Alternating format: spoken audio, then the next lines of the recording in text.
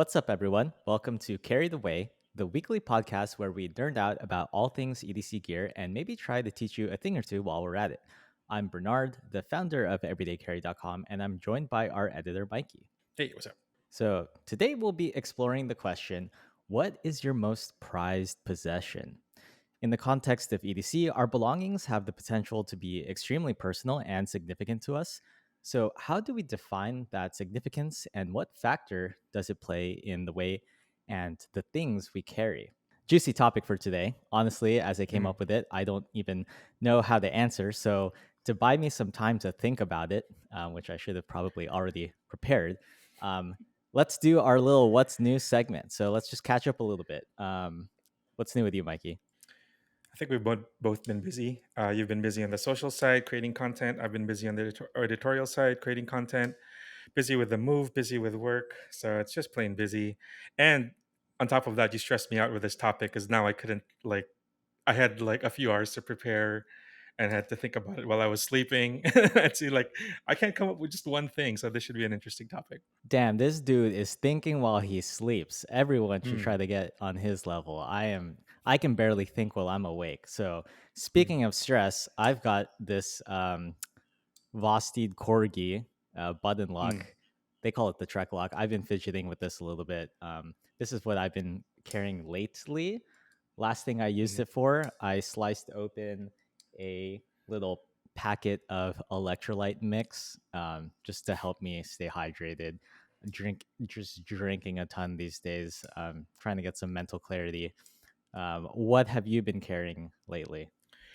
What I've been carrying lately is a surprise because I wanted to carry it yesterday just to see if I could actually use it. It's going to be part of our topic today, so I'm going to show it off in a little bit.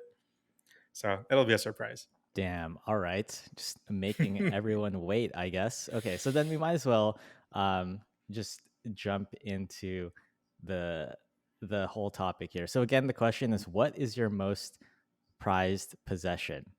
And the reason, somebody asked me this, uh, and I just thought it was a really interesting question, just a really good question, because I couldn't answer it off the top of my head. I think it's, I guess maybe for EDCers or like collectors, it's kind of a question that should sort of be top of mind, right? Like if you think so much about making this like collection of things or the system of items that you say are important and are essential, like shouldn't one thing stand out? And, I'm trying to limit the scope of this to just things within everyday carry because I think we might have prized possessions outside of the scope of this sort of hobby or interest. But I think it's also it's very possible to have a prized possession within your EDC.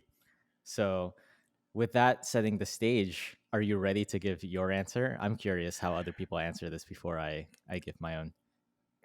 I just want to touch upon like what you just said. I think it's harder for us because now we have to think about it like per category. And like EDC is like 10 or 12 different things, and we could have like a prized possession per thing. I actually do. This is why I've been stressing out about it since yesterday. I have like three things with me right now. I might narrow it down to two in the course of this call, but yeah, it should be interesting. It really made me think about like what EDC means to me. Is it like we'll get into the into how we qualified it, but I guess yeah, we can kick it off. Okay, then then do it. Kick it off. Okay, so I'm gonna this is gonna be kind of like a cop out because this comes with a whole ass story with it. But my prized possession is a watch. It's gonna be like an easy cop out answer. It's a watch because Uh, before the whole EDC thing, um, the first piece of gear. Okay, so backstory here. I was in Hong Kong, based there for work, and it was my first time working abroad, like being assigned abroad alone. It was my first time traveling international alone. It was my first time working for a client abroad alone. And then right next to my hotel was a watch shop, and I'm like, oh, I haven't really been into watches. I've like been like wearing G Shocks or like cheap quartz watches all my life.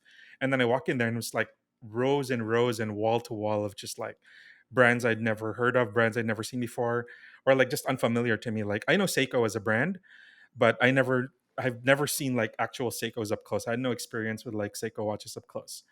So I went back to my hotel. It was a little bit too overwhelming for me. Went back to my hotel, started researching, and then I'll have a producer put up a photo. But there was a photo in this in the course of my research that just stood out to me. It just like literally stood out to me because it was a photo of a lume photo, a luminescent photo of a lume of a particular watch, and that watch was this. It is the Seiko Monster. So this watch is made in I knew it. yeah, this watch was made in 2000. So this watch is now officially 23 years old, going on 24 actually. Um, and this was the first watch I bought with my first paycheck in my first time abroad, first time without knowing anything about gear yet. I wasn't into EDC yet. This was pre all of that. So it's both meaningful, it's both functional, and it's also the watch that got me into watches, like really learning about automatics. I thought it was broken the first time I got it because of like I didn't know how automatics worked. So I was like, I got it out of the box. Why isn't it ticking? Uh Uh, oh, did I get a broken watch? So I'm gonna start it off there. I'll continue with my story later, but I'm interested in what yours is. well, before I get into mine, I do want to just respond a little bit to the Seiko Monster pick. I think that's a Mhm. great pick, and it doesn't surprise me, not just because I know you personally, but also I sort of anticipated that especially if you're an EDC person, a gearhead, a watch is probably something that people would consider one of their prized possessions. I think there's just this sort of tradition and history around watches more so than any other kind of EDC item. I think somehow watches have taken on so much significance and meaning for a lot of people in very personal ways. I saw, I make content about watches once in a while, and I am like a watch collector myself, and I can tell a little bit about that story later.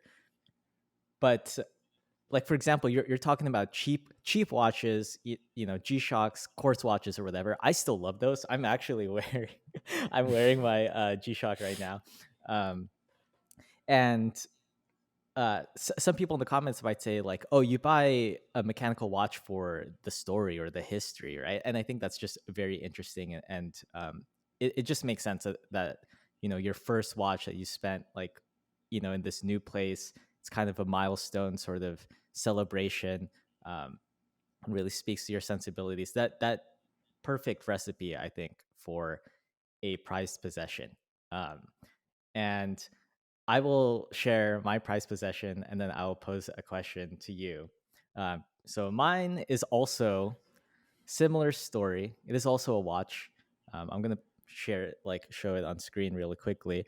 But this is a Rolex Date 34 millimeter. I think from the late 60s or maybe mid 60s. I think it's a 1964 Rolex Date 34 millimeter, Mhm. and this is this was this has a story to it. It was given to me on the day that I turned Everyday Carry from a blog, signed like contracts and stuff with a co-founder, and turned it into a business. So that was like actually my first like real job. And my dad, this is his dad's, I believe, and he gave it to me saying like, "Well, you have a job now, so you should be on time and you should seem like a professional. So I'm gonna hand you my dad's watch." I'm like, damn, like that's a big responsibility, right? And I, Mhm. I think it just really celebrated sort of that milestone or that new chapter in my life.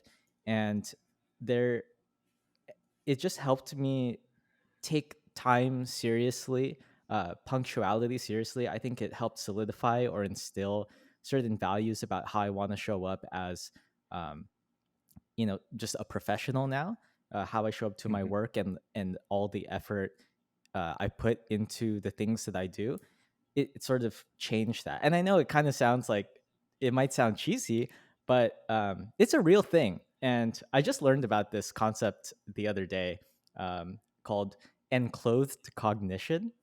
And it kind of Wow. describes that when you wear a certain thing, yeah, when you wear a certain thing, you will think a different way or sometimes even act a certain way. And I think there was a study where Mm. people would be told to put on lab coats, and then they felt smarter and like made better decisions, just because, Oh, that's a yeah, they're good like one. emulating what would a scientist do or like what would a professional do, right? So I've noticed that in the same way when I wear certain watches, and even like right now, I'm just like in a t-shirt and chain or whatever, sneakers.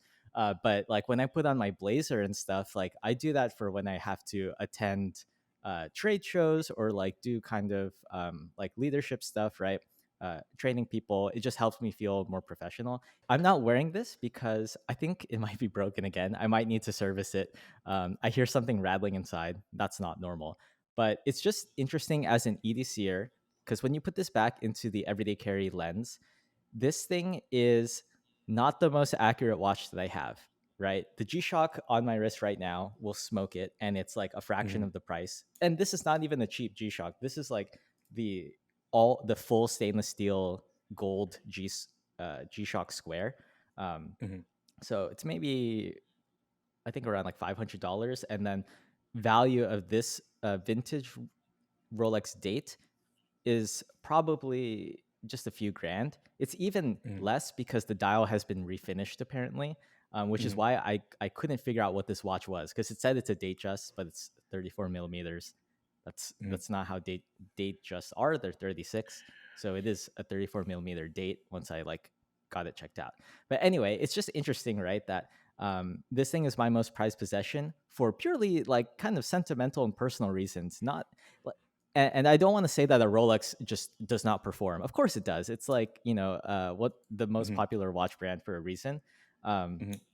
but this one, just objectively, comparatively speaking to my other gear, it doesn't have that kind of performance. And it isn't even like the most valuable watch I own either, but it's still my most Mhm. prized possession.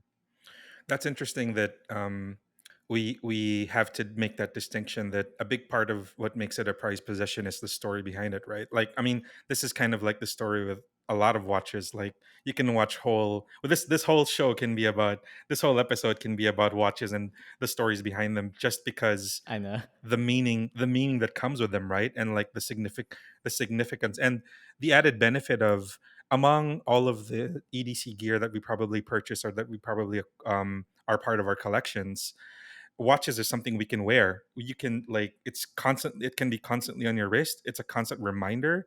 It's a good like yeah. It's a constant reminder of the significance of it, the utility of it.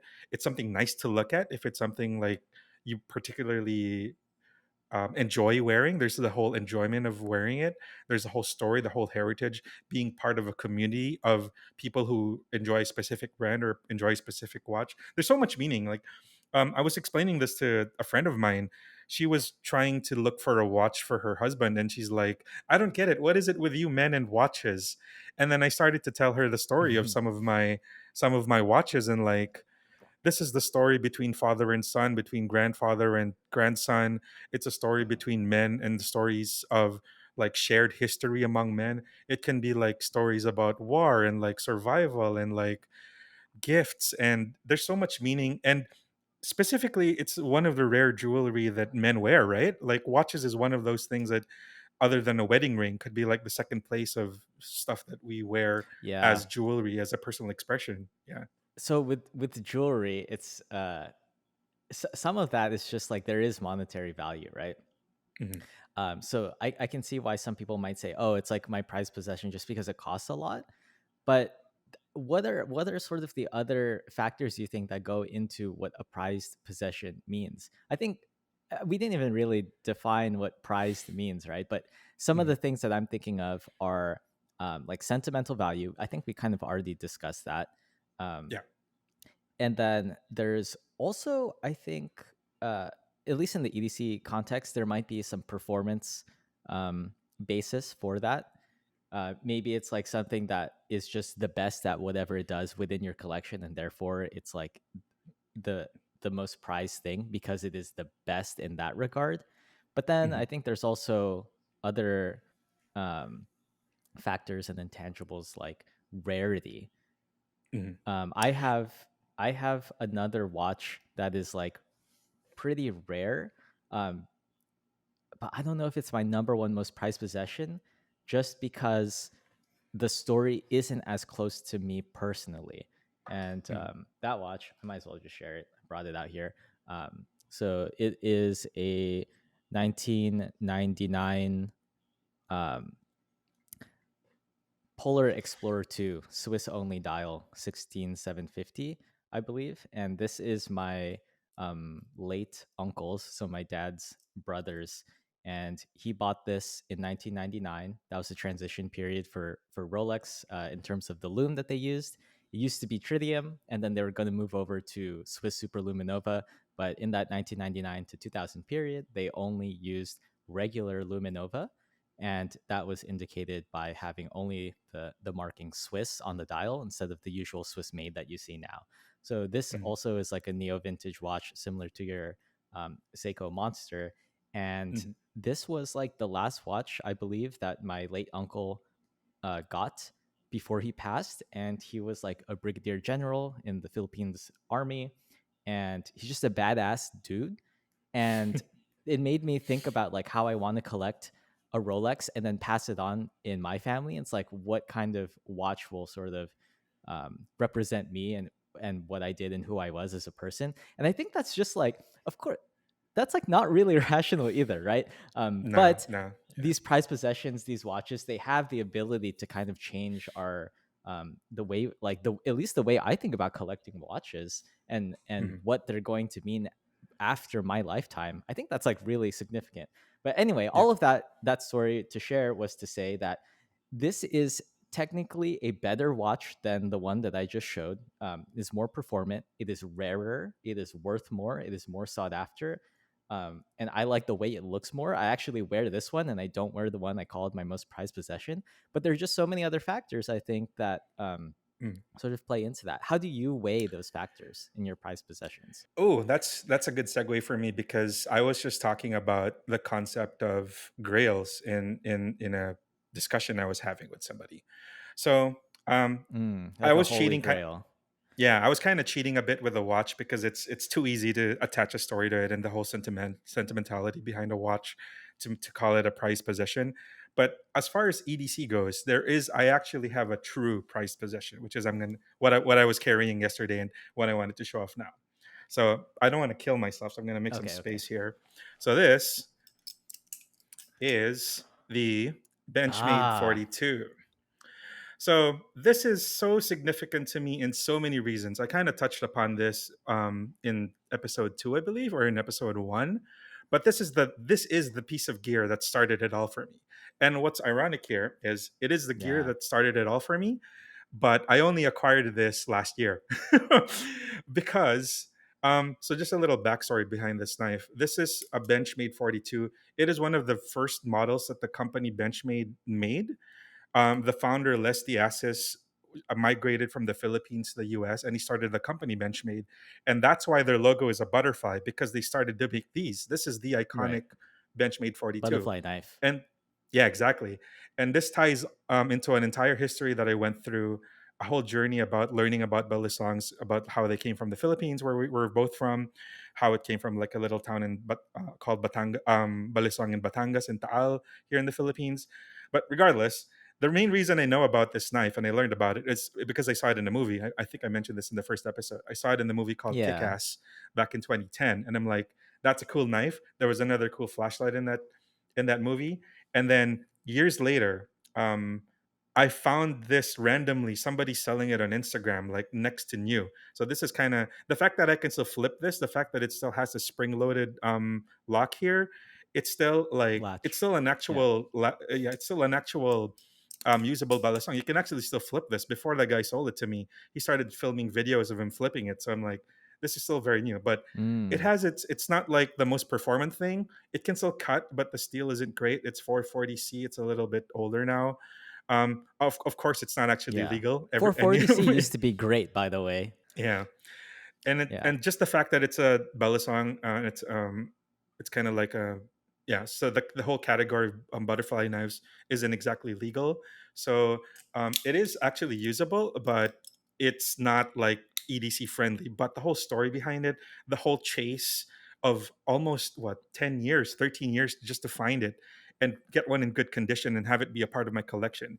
This has laid the bedrock, the foundation of collecting knives and being interested in knives. And kind of this is the one that started it all for me, that got me interested in EDC. So yeah, that's my story for the ultimate grail. This That's is my actual crazy. ultimate grail. Yeah. Yeah, I've a couple of questions. Okay, well, before Mm, I ask the questions, first, just in case anyone listening doesn't know what Grail refers to, it's mhm. reference to like Holy Grail. I think it's like Indiana Jones, right? In the Holy Grail, it's like Yeah. that like Or unobtainable thing that's like the whole concept of the Holy Grail being, because I believe isn't the story the story in Indiana Jones is like the Holy Grail actually exists. The Holy Grail from the Last Supper of Jesus actually exists as a real thing in the real oh, world. that's literally okay. It's a biblical thing. I Yeah. didn't know that. Okay, Yeah. So and there was always been a quest to find it because apparently it's an actual real thing. So finding it is like the ultimate religious significance object, like in his historical significance and all of that. So yeah, that's I think that's the concept of the Holy Grail. oh, that makes more sense. Thank you for the etymology lesson. I didn't really know that. Um, so I guess related to that story, I immediately thought like, okay, if they get this grail, what are they gonna do with it? Are they gonna drink out of it? So do you use your BM42 like as an EDC, or is it like too precious now because of the chase? Well, like I said, I started using it yesterday. I use it to open a few boxes, and I was flicking it around and stuff. But it's a little fragile now. It's since it's like a really older construction. It's not the way modern Balisongs are made now. So the pins Mm, here are not modern like Torx pins. They are they're kind of like friction screws. So this can actually wear out if the metal around this wears out. The the handles are going to have like ridiculous play. They actually, if you can hear it, there's actually already like play in the yeah, handles it's now. So rattling. that's only going to get worse over time as the metal wears around his. So it's not something I would particularly use. I have more modern butterfly knives that I would use over this, but it is actually still usable. And I mean, just look at it. Everything, all butterfly knives owe themselves to this. This design with the holes here in the front, the like the all. This is actually Right, titanium, but the all steel design of this thing, it's titanium. everything, yeah, everything came from this. So this is like such a historical EDC value, such a historical cultural value for me because it's a Philippine like invention. It's a Philippine product. It's made by a Filipino who went like big success, big break back in the States. Yeah, So yeah, there's a lot of that went into this. This is really just looking at it gets me excited yeah, about and owning it. Yeah. okay, so I don't mean to diminish your other prized possession at all, but I actually have that also, and so I have the Benchmade 42C with a clip. I think it's even Mm, more rare. Mine is yeah. in like mint, like new, dead stock Yeah. condition because I got it in I think 2000. You got it from your roommate, right? Ah, so annoying. You got it for free. Yeah, a college roommate. I got it for free. And I think that's actually bad luck. I think you're not supposed to give somebody a knife. I think it's always supposed to be like a monetary transactional exchange. And I think that's why some people, when gifting a knife, they also include like a dollar coin or like a dollar or something so that Really? it can be Oh like man. changed hands that way. I don't know. Yeah, I don't know like what culture that came from, but I think off the top of my head, like James Brand, I think one of their higher end knives, like if you decide to gift it, I think it does come with a coin because of that like myth or tale. I think But some anyway, that's people besides the point. I uh I huh. think some people owe me money now because I gave them Oh I've yeah, given a yeah, bunch of absolutely. people You better yeah. Yeah, I better gotta remember claim. those debts and then come collect. Oh Yeah. boy. All right. Yeah, Okay. that's how you keep the knife I've collection going. inflicted some bad luck. Okay. So my roommate in college gave it to me. So it wasn't 2007. I think it was maybe in the early 2010s. But that was, around beginning of my sort of EDC journey or me getting into the hobby as well. I was actually kind of scared of the Benchmade 42C because I didn't know how to flip yet. Um, I was still used to just not traditional, modern, but like normal folding knives. Folding Um, knives, yeah. and it reminds me, yeah, it reminds me, my dad actually gave me his Balisong. So my dad is actually from the place in the Philippines that you mentioned, not specifically Balisong, that city, Yeah. but The region. Batangas. Yeah, he's from Yeah. there.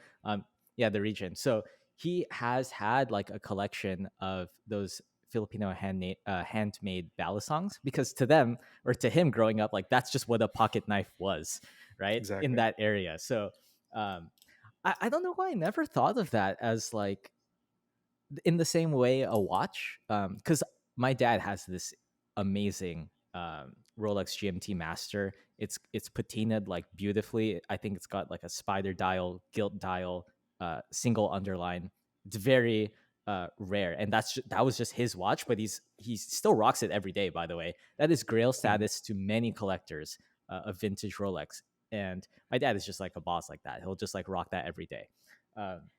But yeah, he gave me his pocket knife that he had as a kid. That was his EDC, and for some reason, I never really assigned that much value to it. I need to go look for it again, actually. Yeah, But and yeah, that's the I have thing. the Benchmade 42C.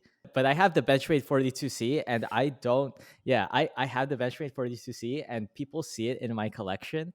And they always want to ask about it. They want me to make like a TikTok about it. I can't because of the community guidelines.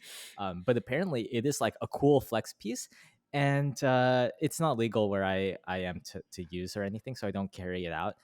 And I appreciate it for what it is, and for many of the reasons that you mentioned, like not only cultural significance in terms of like being Filipino American, but also like it is iconic to the whole category of that type of knife, and to a very significant brand, at least in modern EDC, with to Americans anyway, um, with Benchmade. I mean, the reputation is like not the same as it was, but still, I think it's a very cool thing for me to own. But it just doesn't. The calculus is not the same as it is for you, for me as a Yeah. prized possession.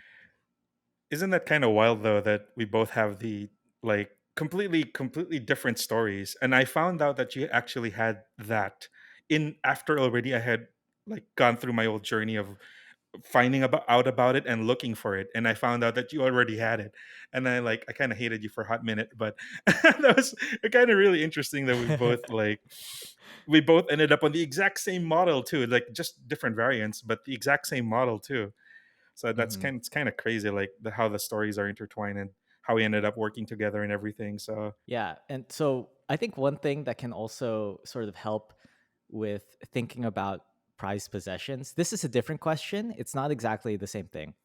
But I remember around that time, when I was first starting EDC and starting it, or the website, and starting it as a Tumblr blog, there's this other blog that was sort of similar, that had a very similar visual identity in terms of people laying out their, like a flat lay. We call them flat lays now. mhm. That term I don't think existed before, but that visual presentation of items neatly arranged.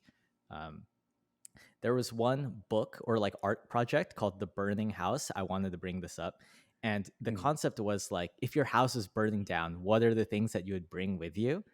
And that also ended up being a mix of, some things that are practical in that kind of life-threatening emergency, right? But then most of it Mhm. was sentimental. I just think that was interesting. Have you ever thought about that kind of question, like what would you bring with you? And if so, does any of it have to do with your EDC?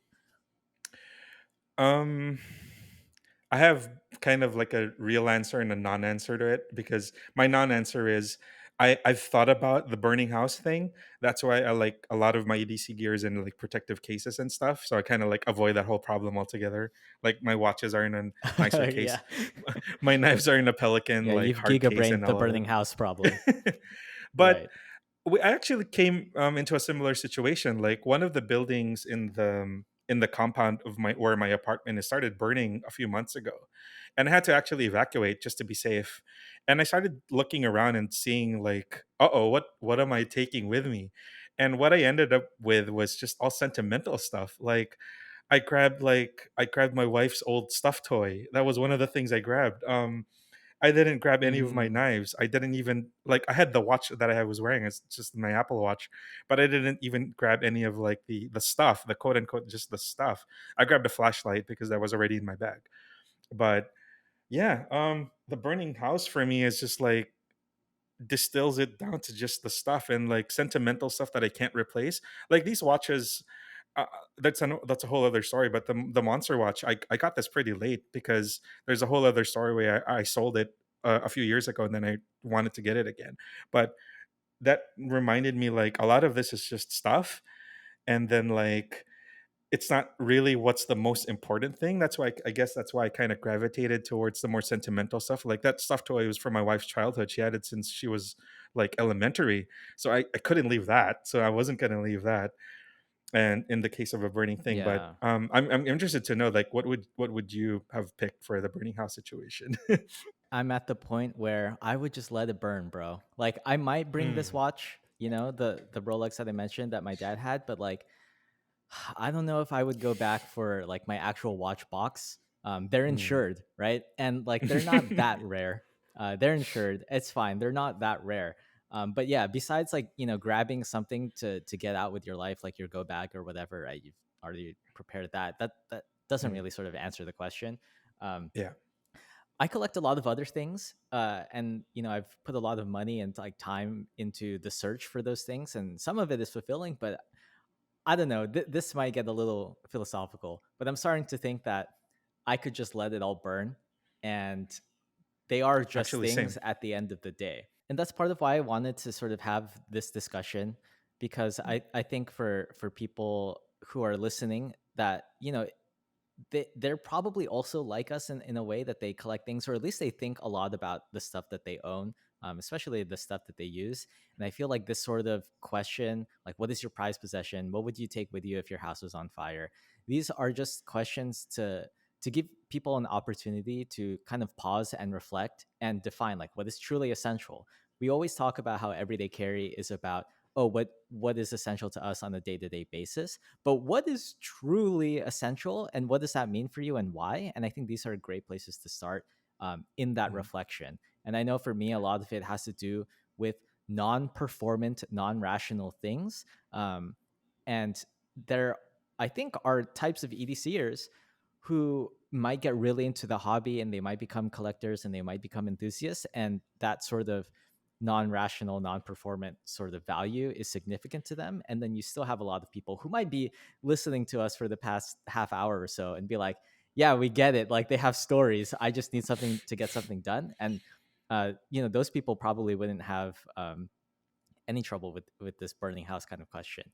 So it's strange because I do have this sentimental attachment to some of these things, and that's what I would categorize as my prized possession. But at the same time, I realize at the end of the day, a lot of them are just things, and Mm. sometimes we need to remind ourselves of that. At least as enthusiasts, these are just things, and they shouldn't be so complicated or stress inducing in your life. But that I mean that can happen. So let's dial it back. Let's make this a bit more like lighthearted and less philosophical. So let's say the house isn't burning. Let's say that's Impossible just for me. let's just simplify the question to, if you could choose one thing in your entire collection that's not technically your prized, it can be like, it could be your prized possession, but it can be not. If you were to distill your EDC, specifically your EDC, down to one thing that you would keep, if you could let everything go, burning or otherwise, if you would keep it down to one thing, what is the one thing you would keep and consider as your essential, as your grail essential? No, not your grail, as your essential. I Tough, ain't it? That's a tough one, isn't that is it? hard. I'm looking around my desk trying to like come up with an answer. My eyes do go back to the Rolex Explorer 2. And I think it hits a balance of a few things. One, it does have personal sentimental value, and I think Mhm, that is like there has to be some non-zero factor of that, because otherwise you could just buy something, anything, mhm. right? So there's part of that. Um, I do wear a watch every day and I feel naked without it. And I think that is part of what we define as essential. It's like what would just feel wrong for you to not have. For some people that's their pocket knife or whatever. Mhm, But for me it is a watch. Like I even sleep with a watch. It's kind of weird. mhm. I don't shower with it, but I do sleep with it on. Well, I do it for And sleep tracking. yeah, oh, okay. Yeah, but I'm thinking about that watch right now, and it is also not so easily replaceable because it is expensive and a little bit rare. So all the other stuff in my collections, for the most part, I could probably replace. It would just take a lot of time or a lot of money. This one, because of the personal aspect, And the fact that I use it all the time, I would love to just like hold on to that thing. Mhm. Yeah, the other stuff, it's like I could just go buy a Leatherman and then bam, like most of my EDC functions are satisfied. You Right, know, right. so I think it when we put it that way, it's kind of easy for me to just pick one thing. But I don't know. Mhm. I'm very much a watch collector guy now, so I think that biases my answer a bit. What would you keep? Mine is both sentimental. Oh, okay, mine is a triple answer. Mine is a sentimental thing. It has a story behind it, and it also is practical.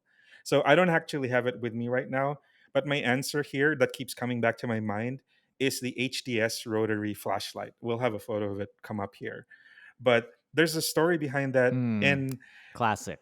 it's one of the very first premium flashlights I saw on your blog when I was still a reader for it. It was paired with, I think, a Strider knife, and then it was an HTS Yeah, that rotary. was the old meta, Yeah, it was an HTS the rotary. bomb-proof It meta. was Yeah. a Strider knife, and you called it specific exactly that. You called it what a bomb proof combo, and that flashlight had stuck with me for like the next 10 years.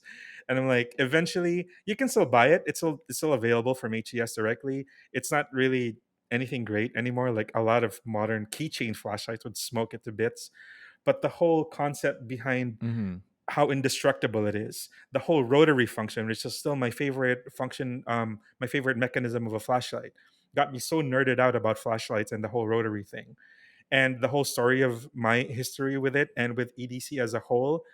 From a purely pragmatic and practical standpoint, I think that would be my pick because number one, it would survive the fire. Number two, it's I could still use it, and number three, it has this whole history of my history with you, my history with the site, my history with EDC in general. So that was my one of my even it's actually even my grail. It's one of my grail flashlights because it is a little bit expensive. So yeah, so that's my pick, the HCS rotary. I think that's a great pick. And one thing that popped to mind when you're discussing how it was one of the first things you saw, it's like paired with a Strider, and how that was the like what was considered like the top tier or like the standard go to if you want that overbuilt bomb proof design language. It reminds me of and sort of similar to my answer of like picking this neo vintage year 1999 year 2000 Rolex. It captures a moment in time for whatever that product did, right? A So, moment for in example, time. it can oh true. Okay, not the watch thing. But it is true, right? Um this was a transitionary period for Rolex, and it was before they changed the case shape to what modern Rolex is now. It's like even bigger, it's beefier, that kind of thing. I don't like that. But Mm, this like very late 90s, early 2000s sort of look, it is encapsulated and kind of frozen in the design language of this thing, and it just reflects that time period. And I think similarly to the gear that you're mentioning with the old HDS and Strider knives and stuff like that, they're not as popular now. We don't talk about them as much now because it's a different time. Uh, but I just think that's really cool. I'm pretty nostalgic as a person, and a lot of my other collections are older things that are from a time in my life that I was like most happiest or enjoyed the most. And I just hold on to those things for nostalgic reasons. And I mm, don't know how many other people do that with Everyday Carry, because I think I don't want to say it's only sort of now gaining popularity. Um, but it is certainly bigger than it ever has been now, and I'm not sure for how many years people have been into this. But yeah, like for example, the Benchmade 42 Cs that we've had, like when did that come out? Like the 80s? I could be yeah, completely wrong, but those have yeah, been around for a while. yeah. I want to take this back to what I said earlier about I was having a discussion about a grail. And the comment specifically I left in that thread was sometimes you realize that the grail you were looking for wasn't actually what you were looking for, and it was something else all along. Not the friends you made all along. Mm, So I'll tie this back yeah, into my okay. story about this watch. So I mentioned before a few years ago I let it go. I completely forgot why, but then I started thinking about as I learned more about watches and I started like lusting over much more expensive watches. I kept on going back to my old watch. I'm like, now it's gone. I can't get it back. I would look through all of my old photos. I was wearing the watch through a lot of milestones, and I'm like, I am so dumb Oh, yeah. that I let that go. it had so much. I remember every single scratch I had on that because of the events that led up to those scratches and all of that. And so I went nuts. So I got this off of a local seller, and then I got this off of eBay. So the Grail, this is a much rarer one. This is a made in Japan one that I got just for, since these watches are both like 40 years between them. I figure that these will last me the rest of my life now. I don't need to look for any other Right. watch now because I'm done. This is it. So this is the Grail was there all along at the start. I didn't. It took me 10 years of learning and researching and wearing and learning more about myself and learning more about my own story to realize that, damn, my first story is still my story and it's going to be my best story. So this is the watch that's going to represent that until the last day I wear a watch. So yeah, that's good. That's going to be my story for the monster. It's going to be, yeah, it's going to be the permanent one. That's awesome. I wish I had that already. I wish I had figured out that story already because collecting watches is just very expensive. uh, It's, yeah, I wish I could just buy two of the same thing and then be done for the rest of my life. That yeah. would be sick. But you did bring up with through that story. I think there are a couple of concepts that might resonate with listeners here. Is and one is less common than the other. But seller's remorse. Usually we talk about buyer's remorse where you buy something and it Mm, doesn't work out. But that is like one of those rare cases of seller's remorse. And honestly, like I'm already scared of buyer's remorse, right? Because it's already painful to be like, damn, I spent so much and it didn't work out. But even worse, I think, is seller's remorse, where you had it already. You could have yes. been fine, but you got greedy or you were just stupid and then you let it go. And then now you want it again. Then when you buy it back, that's like a double buyer's remorse plus seller's Yeah. remorse. But anyway, Yeah. right? Yeah. It's so painful. But I have a similar story with, well, maybe it's not so much remorse, but I did have a Grail level knife. I had a CRK small Sabenza, Chris Reeves small Mhm. Sabenza, and it had some inlays to it. I think it was my Carta. Okay, granted, it was seeded to me like for review, but I got to keep it or whatever, and I ended up gifting that to one of our writers, one of our friends, Ed Ed Jelly. He's at Worn and Wound. Um, Reviews pens and stuff. I ended up just giving that to him because it's like, oh yeah, I reviewed it already. I don't really need it. But then now it's like, damn, I kind of wish I had that back because it's so hard to get a CRK now. Just like a Chris Reeves Benson now, the wait list is like 5 years, and maybe Yeah. some of it is like just FOMO of other people getting it, and the fact that it is hard to have now. But it's like, yeah, that's something I had, and I kind of let it get away, and now I wish I had it. But I think I'll be fine. I've gone through seller's remorse through so many things. Like there was a flashlight I had that I had to look for again. There was a bag I had that I had to look for again. There was a pair of shoes I had that I wanted to go through again. So yeah, wow, it's a Mm. journey. And I think eventually, once people find that story of theirs, once people realize that the pursuit is as much a part of the story as finding the thing in the end, I think that's what makes something essential in the end. I think, yeah. Yeah. So I guess we can just sort of wrap this up with a few pieces of advice and then the recap. I think just to the point of seller's remorse and all that is like in your EDC journey as you're getting these things, like take it very slow. I Mm, think it's very tempting to try to just pay to win or buy the best thing that you see, or the most expensive thing because you equate that as being the best. But since EDC is so personal, like to preferences and like even the shape of your hand, right? It just might not work out. So that's one way to avoid buyer's remorse is to just like be very slow. And these things, they will take time. And of course, you want to have the tool in hand for when you need it. Yeah, sure, just like buy whatever to get it done. But in terms of like this discussion we're having today about like Grail stuff, prized possessions, I think that can be slow. That's going to be a process as you learn more about your preferences, more about yourself, and what you want to be really that Grail. This ended up being a different topic altogether, but yeah, take it slow. And then the other piece of advice: don't sell anything. No, I'm just kidding. I like don't sell as much of my stuff because I'm scared of the seller's remorse. But like maybe hold on to that thing a little bit longer and think about it before you let it go. Because I see stories about this all the time.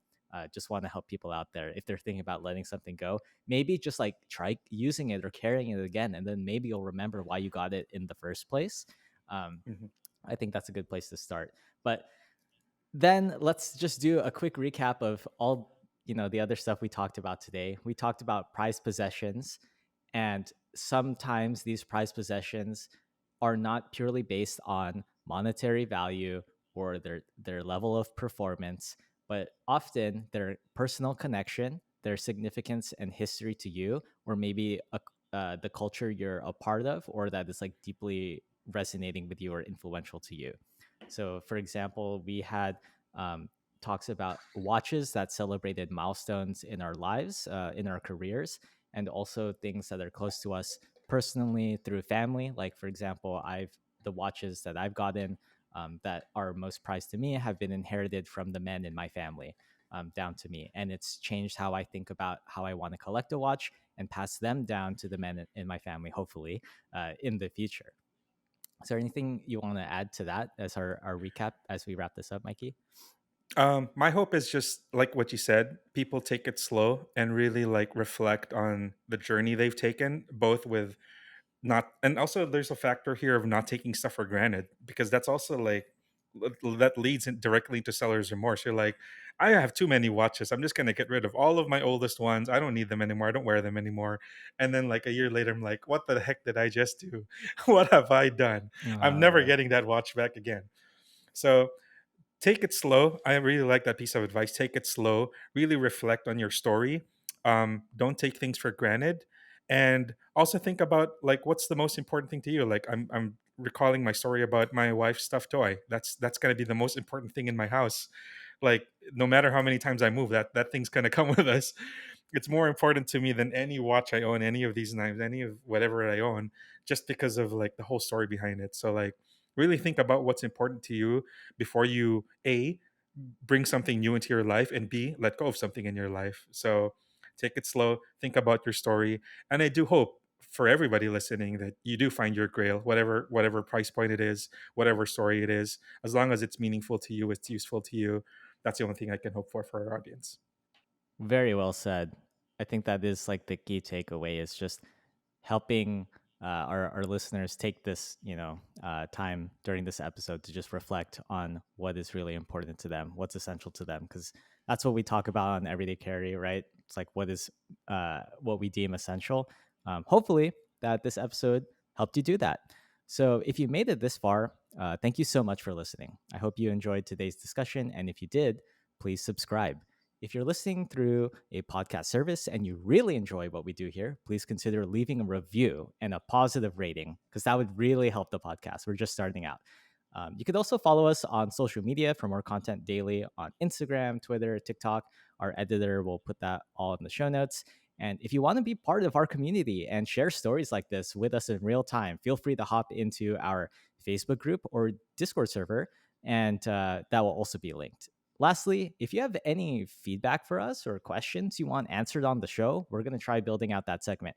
So you can shoot us an email at podcast@everydaycarry.com.